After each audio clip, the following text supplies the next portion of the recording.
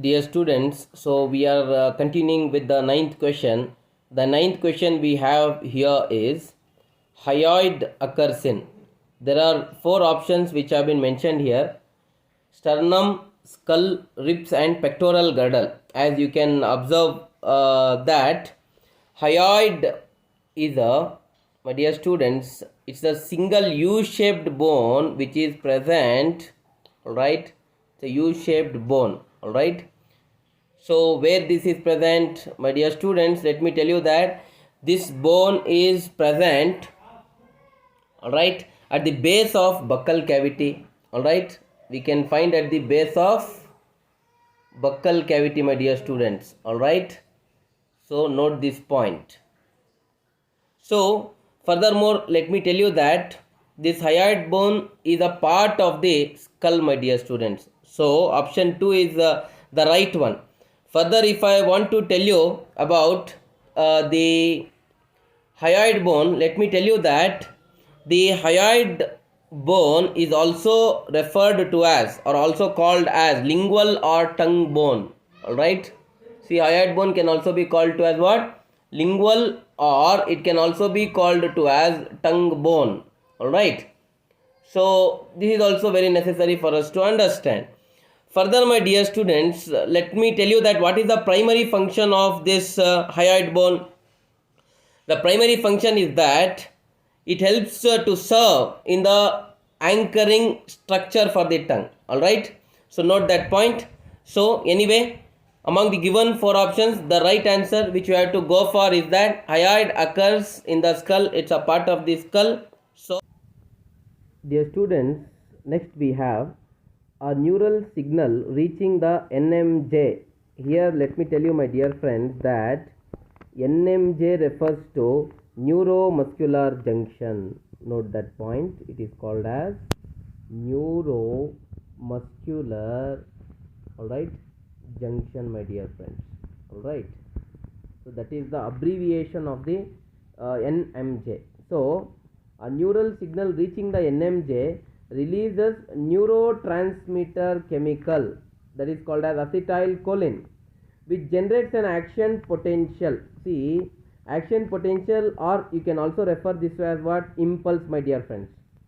So where does this action potential occur after the transmitter chemical acetylcholine is released after the passage of the neural signal? For this to understand, my dear friends, we are well familiar with the muscle cell or the muscle fiber. In fact, there we know that the plasma membrane, here there it is referred to as what?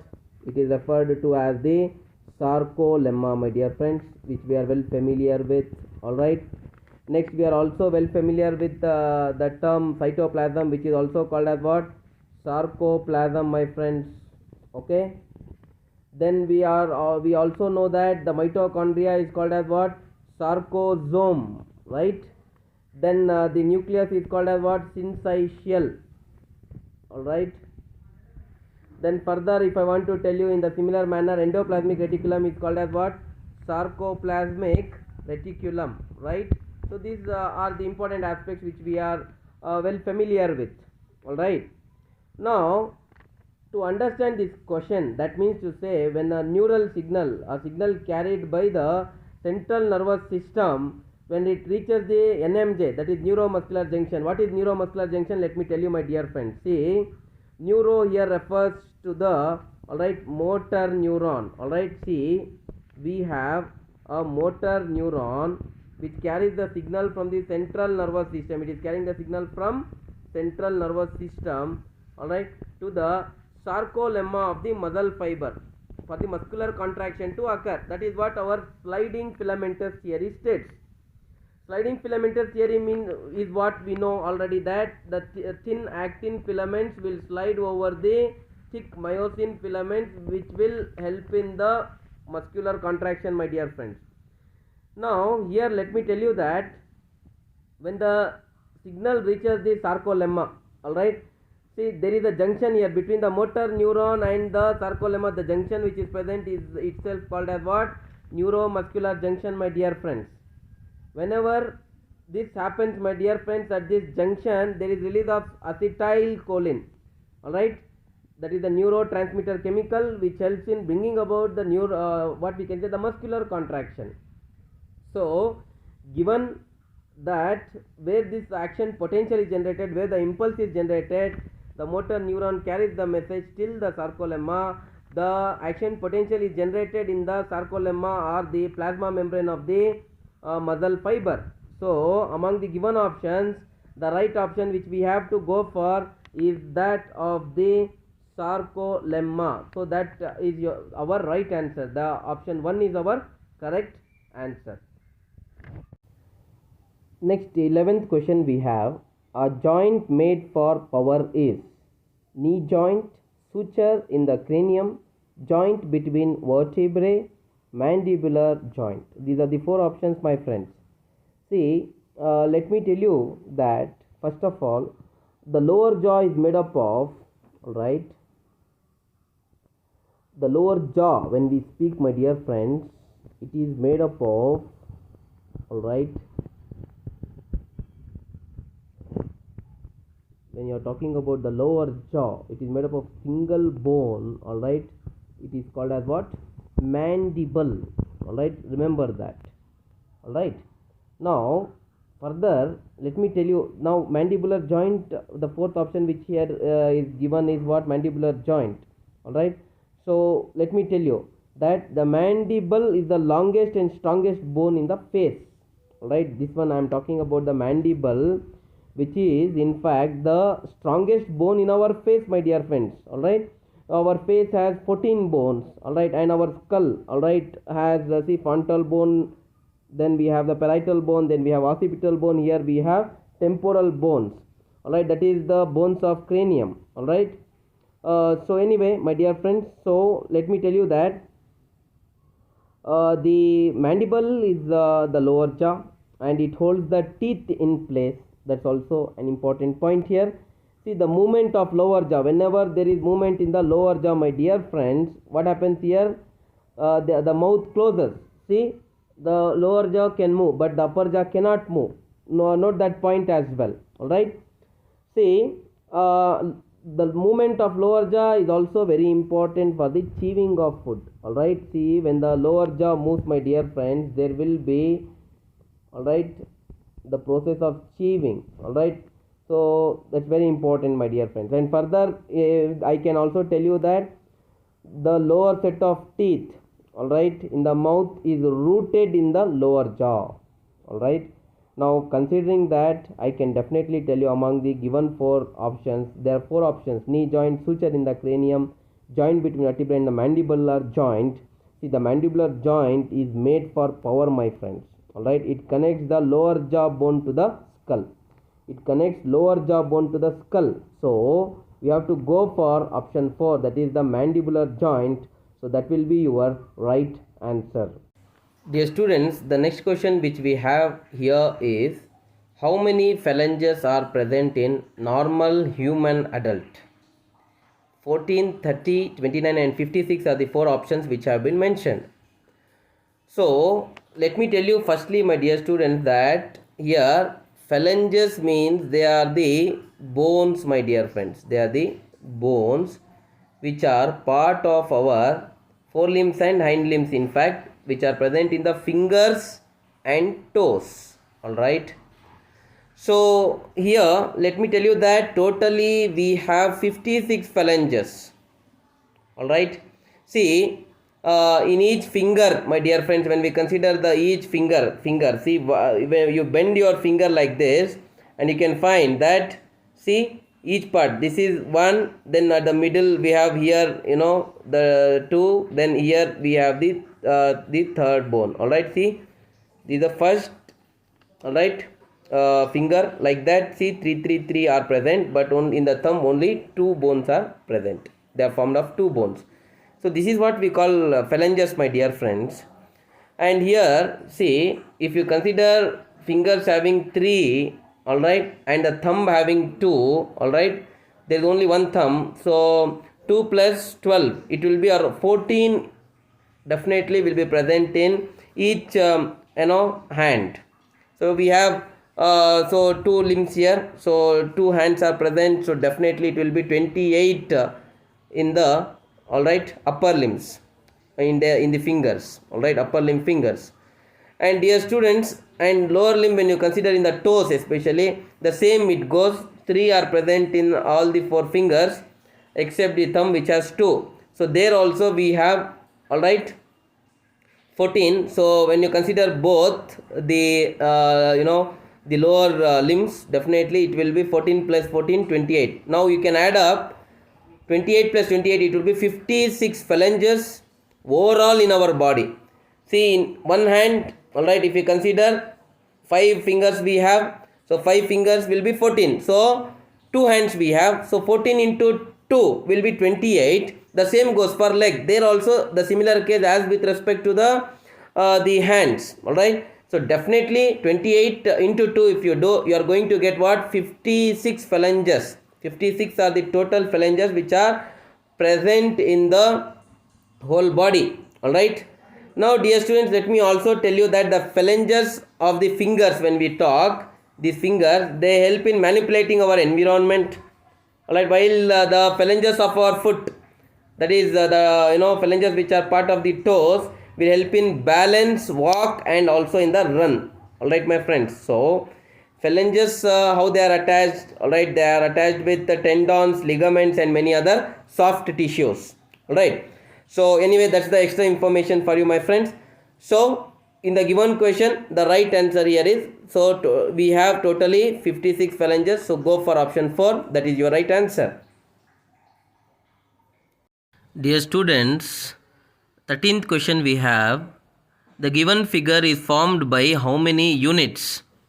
See, the picture which is represented here is of the vertebral column, and we are well familiar that the vertebral column is totally made up of, all right, 33 bones, including the fused bones of sacrum and coccyx. My dear students, here look at the picture now, all right. See, firstly let me tell you that when we talk about the vertebrae, we have the firstly cervical vertebrae. The cervical vertebrae are the part of what? The cervical vertebrae are present in the neck, all right, in the neck region. So which is around 7, all right, 7 vertebral columns can be present there. So cervical vertebrae. Then we have the thoracic vertebrae, which is present in the thorax region, all right. Then we have thoracic vertebrae, which is again around 12, all right. So then we have the lumbar vertebrae. Lumbar vertebrae is present in the abdominal region, my dear friends, all right. So this lumbar vertebrae is around 5 in number, all right. Then my dear friends, see the next sacrum they have shown. So sacrum actually are 5 bones, my dear friends. See, sacrum are 5 bones, all right. But here they are fused to form a single bone, all right. Then at the tip we have coccyx. Coccyx is formed of totally 4 bones. They are also fused to form a single bone.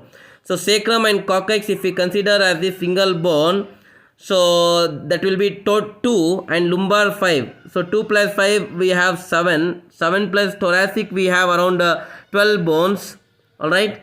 So 7 plus 12, 19 we have. 19 plus 7 cervical vertebrae, that will be 26. So the options given in your the book is 24, 26, 29 and 33. So the right answer you have to go for is option 2. See, the option 2 is 26. That will be your right answer, my dear friends. Next question we have, bones become fragile due to arthritis, osteoporosis, gout, and none of the above are the 4 options which have been given, my friends. So here, first of all, let me tell you that let us start discussing from the arthritis here. See, arthritis, when I am talking, my dear friends, see, arthritis is the, all right, it is the inflammation of, all right, it is the inflammation of one or more joints, all right, one or more joints, my dear friend. That is what we call it to as The arthritis. So now question is as what? Fragile. In the case, the arthritis cannot be the option here. All right, my friends. So let me tell you that next option we have osteoporosis. See, osteoporosis, when you are talking, it can be defined as the low bone mass. Osteoporosis is generally the low bone mass, my dear friends. All right, very low bone mass will be present. Why? Because let me tell you that there is deterioration of the bone tissue. All right, or the damage of the bone tissue.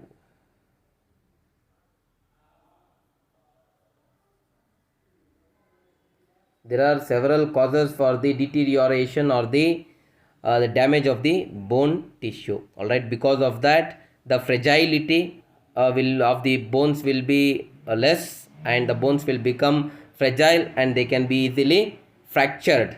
All right, dear students, let me tell you what are the reasons here. So the reasons can be various reasons are there for the bones to become fragile in the case of osteoporosis.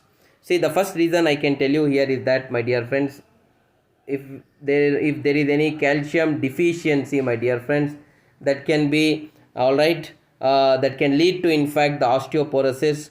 All right, or in fact if increase in osteoclastic or osteoblastic activity. All right, if bones are in fact our body should be given rest. If there is the stringent work which is performed in day in and day out basis, definitely there will be chances of bone damage. All right, due to which the bones again may become fragile. Dear students, even see estrogen, one of the important sex hormone, if this is also deficient, dear friends, I can definitely tell you that it can lead to osteoporosis, especially in case of females, my friends. All right, so especially fragile. See here, the fragile means easily broken or easily fractured. All right, so that's one important aspect, my dear friends. So now it is very clear that the osteoporosis is the right answer. But let us also understand the other option. The gout is the other option. Gout is what? See, when we are talking about gout, my dear friends, gout is the pain. All right, and inflammation, my dear friends, pain and inflammation. All right, which especially occurs in the case of, all right, joints, when there is especially very high amounts of uric acid deposition. That is what we call it to as gout. Gout can also be said as a type of in fact as the type of arthritis rather. All right, but anyway, my dear friend, because it is associated with joints, anyway we can say that gout is also not the option here. So we can go for option, all right, 2. That will be the right answer, wherein in the case of osteoporosis the bones become fragile and they can be easily fractured. Next 15th question we have, yellow bone marrow occurs in the medullary cavity of short bones, spongy bones, long bones, and all of the above are the given options. Dear students, first of all, let me tell you that there are two types of bone marrow. All right, see, we have red bone marrow and yellow bone marrow. Red bone marrow, and then we have yellow bone marrow. All right, so these are the two different types of bone marrow which are present. All right, so red bone marrow is found especially in the ribs, my dear friends. All right, and also we can find it in the skull. All right, vertebrae, and we can also find the red bone marrow in the case of pelvic bones. All right, pelvic bones. See, ribs, skull, vertebrae, and pelvic bones. So in these four especially regions we can find the red bone marrow in very high deposits. Dear students, let me tell you that the red bone marrow, when we are talking, it is the only type of bone marrow. This is found in children. In children, we do not find the yellow bone marrow. We find only the red bone marrow in the children. Alright. And why it is called as red bone marrow? Red because, alright, it is a type of bone marrow which helps in the production of RBCs, my dear friends. Alright, red blood corpuscles or red blood cells. That's why the name red bone marrow. Dear friends, next let me move on to the second type of bone marrow, that is the yellow bone marrow. Alright. So this yellow bone marrow, I can definitely tell you that it is present in the middle of long bones. In the space which is present in the long bones, in the middle of long bones, we can say, or we can say the space, the cavity which is present in the long bones can definitely be called to as diaphysis, my dear friends. Alright. We can find it in the diaphysis. Alright. Or it can also be called to as what? Medullary cavity, my friends. Alright. Medullary cavity. So we can find it either in the middle of the long bones. The same can also be called as diaphysis, or it can also be called as medullary cavity, or even we can use the term marrow cavity, my friends. Alright. See, we can also use the word marrow cavity, my friends, for referring it to the space which is present alright, at the center of the long bones. Alright.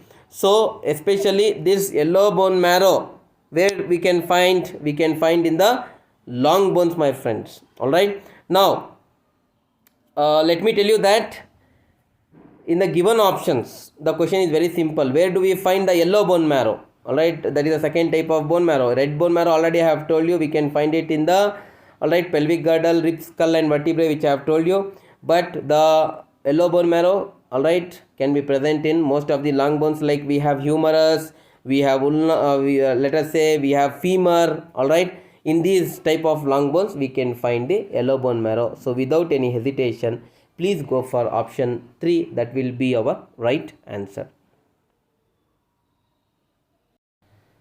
Dear students, the next question we have here is muscles with characteristic striations and involuntary are. See, here two options have been given, my friends. Firstly, striations, and the second is what? Involuntary. So these muscles should not be under the control of our will and wish, or either under the control of central nervous system, and they should possess striations. So that type of muscles, where do we find? We need to identify. Alright. So we have muscles in the wall of alimentary canal is the first option. Second option is the muscles of heart. Then the third option, muscles assisting locomotion, and then we have muscles of eyelids. So each one, let me tell you. Anyway, we have three different types of muscles which you already know. One is the smooth muscles, then we have the cardiac muscles, and then we have the striated muscles. So anyway, with respect to those three, let us understand here. Firstly, let me tell you that the walls of alimentary canal, the first option which is mentioned here, include layers of non-striated muscles, my dear friends. See, in the alimentary canal, we can find the non-striated muscles, my dear friends. Non-striated, they do not possess any striations. But the option is what? Striations should be present. The alimentary canal muscles are what? They are non-striated, my dear friends, and they are involuntary as well. Alright. See, one matches. Involuntary is okay, but they are non-striations, no? So they do not have any striations, so we cannot go for this option. So this is the wrong option. Then secondly, my friends, we have muscles of the heart, or see, the cardiac muscles, what we can in simple refer it to as what? Cardiac muscles, my dear friends. Alright. So here let me tell you that they are the ones that resemble the voluntary muscle. Alright. They are the involuntary muscles rather, because the cardiac muscles are not under our control. Either they are not under the control of the central nervous system. Alright. So they also have striations, my dear friends. Alright. See, the striations are present, as well as they are involuntary. They are not under our control. They are not under our will and wish. So yes, this option matches. All right. See, let me tell you, my dear friends, that they are all right. Cardiac muscles are found in the heart wall. So option 2 is the correct one. But let us also understand what are the other options. Thirdly, we have the muscles assisting locomotion. They have given, my dear friends. See, that means to say that the muscles of let us say, for example, our limbs, if you consider, say they are striated and voluntary. They are not, they are striated and voluntary, my dear friends. See, that means to say they have striations and they are all right voluntary. All right, that means they are under our control. All right, they are under our will and wish. So however we want, we can move our limbs and hands. All right, in fact the lower limb, that is the legs, as well as the upper limb, that is our hands. Anyway, my dear friends, so here let me tell you that option 3, it is not correct one. Then we have muscles of eyelids. So muscles of eyelids, when you are talking, they are again involuntary, and also, my dear friend, they also have striations. They also have striations. So this cannot be the option. All right, see, the right only option which matches here is muscles of heart, or the cardiac muscles are having striations and they are involuntary. So without any hesitation, we have to go for option 2. That will be our right answer.